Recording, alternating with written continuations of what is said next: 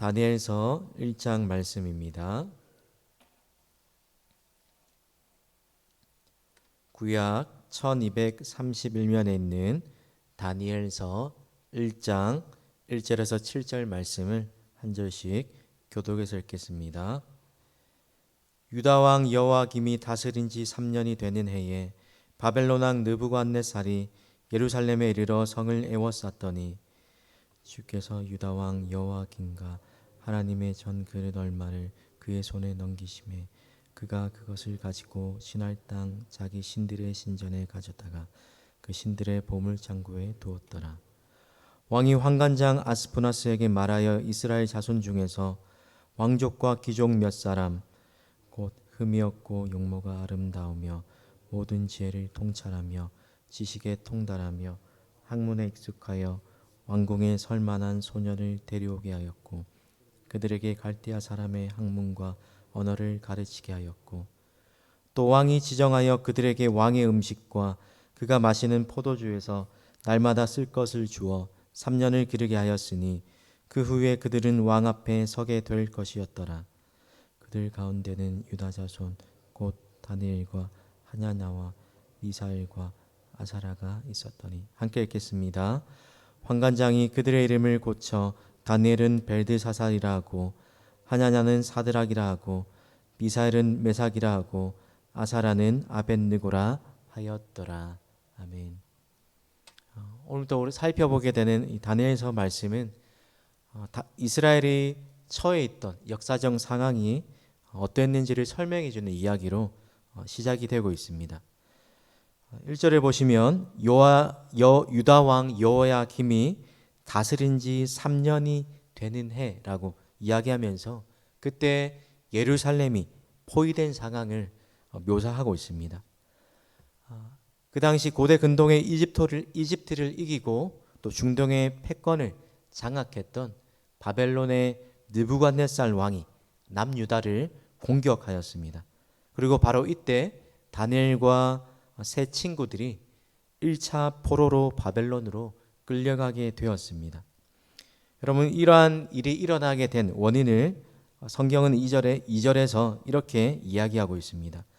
주께서 유다 왕 여호야김과 하나님의 전 그릇 얼마를 그의 손에 넘기심에.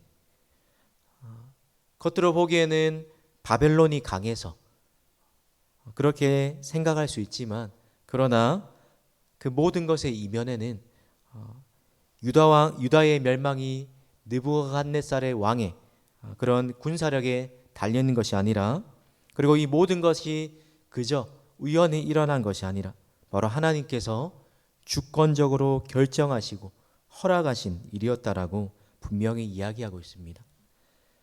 하나님 앞에서 신실하게 살지 못했던, 또 이방의 우상을 섬기고 하나님의 마음을 늘 아프게 하고 또 배교와 불신으로 살아갔던 이 남유다를 하나님께서 바벨론에 넘기셨던 결과로 이루어진 일이 바로 바벨론의 포로로 끌려가는 일이었다는 것을 분명하게 알려주면서 다니엘서가 시작이 되고 있습니다.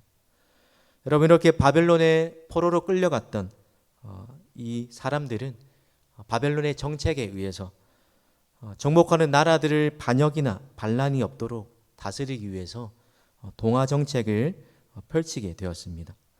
그래서 정복하게 된 이 피정복지에 뛰어난 인재들을 데려다가 바벨론에 교육을 시키면서 끝내는 바벨론의 그 고위 관직에 앉혀서, 그리고 자신의 포로로 끌려왔던 나라 사람들을 친바벨론으로 동화될 수 있도록 그러한 일에 이 인재들을 사용하려고 동화 정책을 펼치게 되었습니다. 이러한 정책에 따라서 바벨론 왕이 환관장에게 이스라엘 자손 중에서 왕족과 귀족 몇 사람을 선발하라고 명령하였습니다. 여러 가지 까다로운 조건이 있었는데, 첫째로는 몸에 흠이 없어야 했고, 두 번째로는 용모가 잘생기고, 그리고 모든 일을 지혜롭게 잘 처리할 수 있어야 했습니다. 그리고 지식과 통찰력이 있어서 왕궁에서 왕을 모실 수 있는 능력 있는 이스라엘의 수많은 사람 중에서 특별하게 특출나게 선발된 사람들이어야 했습니다. 바로 그러한 사람들 속에 다니엘과 세 친구들이 뽑혀서 바벨론의 궁정으로 오게 된 상황을 오늘 읽었던 본문 속에서 우리에게 보여주고 있습니다. 그렇게 선발된 사람들을 바벨론에 동화되기 위한 시간을 거치게 하였습니다. 채찍 대신 당근을 주고 위협관 대신 특권 의식을 갖게 만들면서 3년 동안 바벨론의 언어와 문학을 배우고 그리고 왕궁에서 날마다 제공되는 음식과 포도주를 먹게 하면서 이들을 점점 바벨론에 동화될 수 있도록 그리고 그들의 정체성이 희미해져 가도록 하였던 것입니다. 뿐만 아니라 교육을 잘 마치게 되면 그들 앞에는 바벨론 왕을 면전에서 모시게 될 수 있는 기회 또한 놓여 있게 되었습니다. 그리고 이러한 일 이후에 끝내 6절과 7절을 보면 그들의 이름이 바뀌게 되는 장면 또한 우리에게 보여주고 있습니다. 그들의 이름 속에 하나님에 대한 분명한 신앙 고백이 담겼던 이름이 어떻게 바뀌게 됩니까? 바벨론과 또 이방 신과 관련된 이름으로 바뀌게 되었습니다.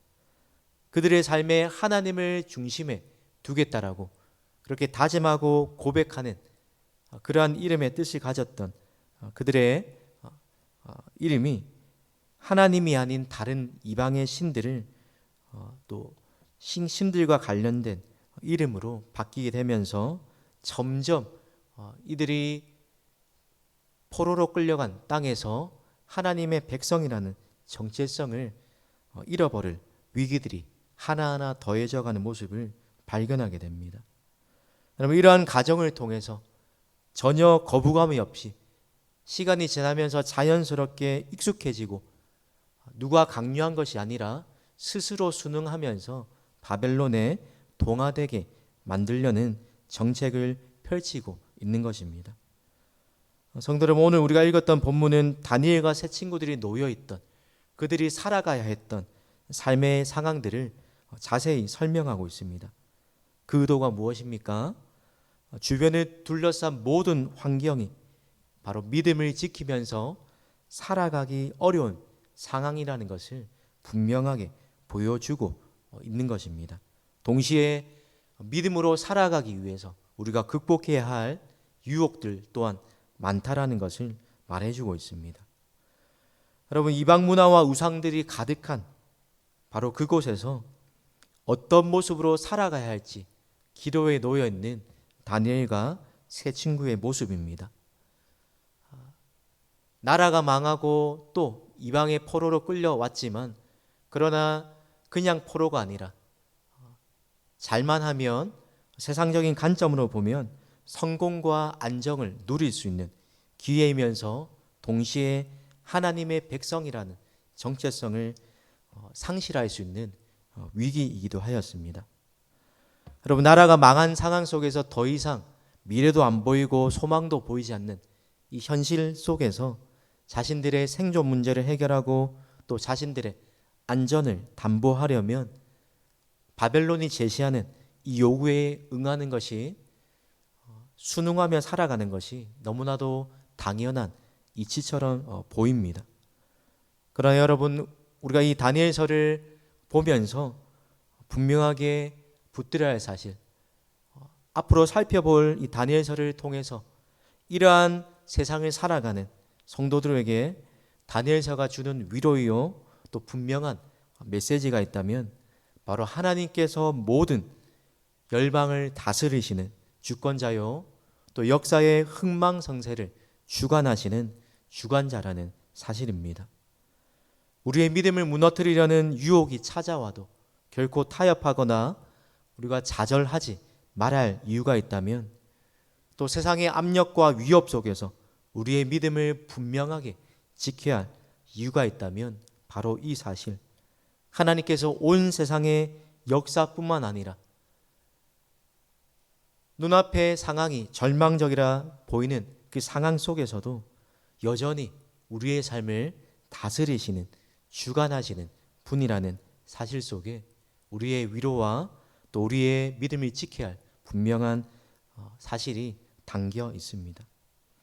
오늘 다니엘의 모습을 통해서 수많은 유혹이 우리 앞에 찾아오는 바벨론과 같은 세상 속에서 우리가 어떻게 살아가야 할지를 깨닫게 됩니다.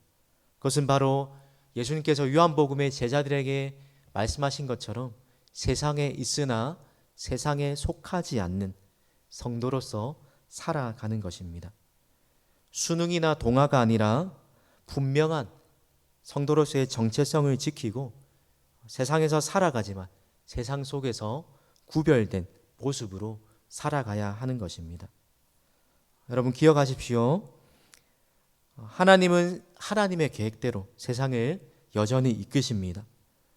또한 하나님만이 온 세상의 흥망성쇠를 주관하시는 주인 되신 분이십니다. 우리로 하여금 어려운 현실 속에서도 우리의 믿음을, 우리의 정체성을 지키며 살아갈 수 있도록 하는 것은 바로 하나님의 주권에 대한 믿음이요 고백에 달려 있습니다. 하나님은 하나님의 계획대로 세상을 이끄시고 또 온 세상의 흥망성쇠를 주관하시는 주권자이시요 또한 오늘 하루에 우리의 모든 일거수일투족을 하나님께서 다스리시는 불의한 사실을 잊지 않고 살아갈 때 오늘도 우리 앞에 놓여 있는 수많은 유혹과 우리의 믿음을 무너뜨리려는 위협 앞에서 내가 하나님의 백성이라는 정체성을 잃지 않고 구별된 모습으로 살아갈 수 있을 것입니다.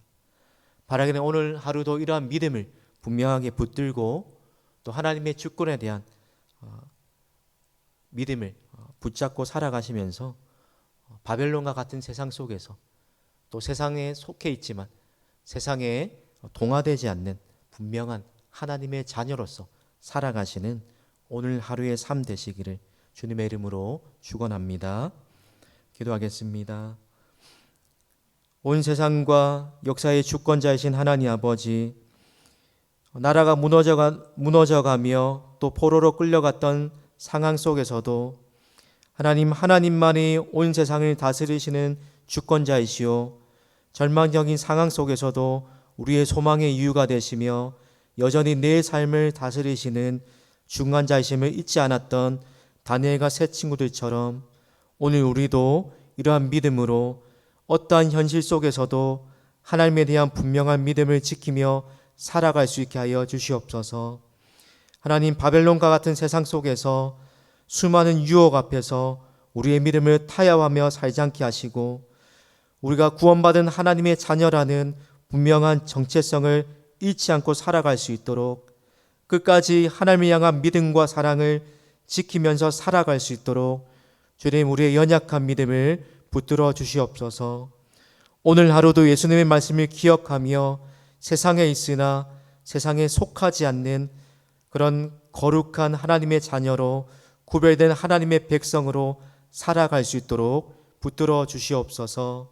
감사드리며 예수님의 이름으로 기도드립니다. 아멘.